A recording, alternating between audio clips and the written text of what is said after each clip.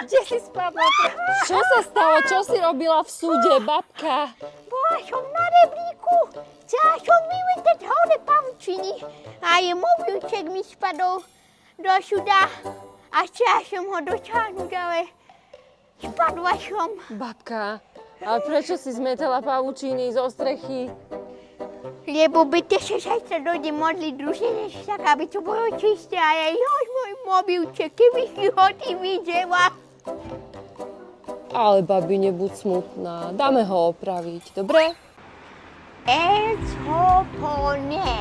Dobrý deň, moja pekná vnúčenka, tak ty tu opravuješ tie iPhony?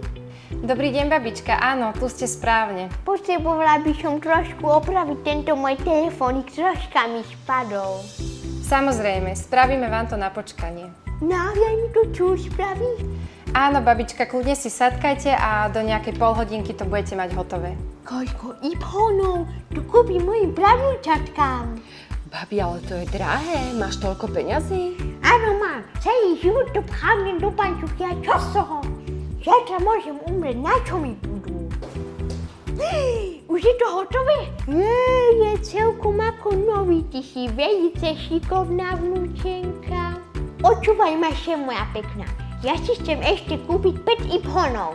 A platiť budete kartou alebo v hotovosti? Čo? Kartu? Jakú kartu? Bankovou kartou, kde máte uložené peniaze. Kde mám uložené penáže? Ja sa vkašne v pančuche. Velice dobre som nakúpila.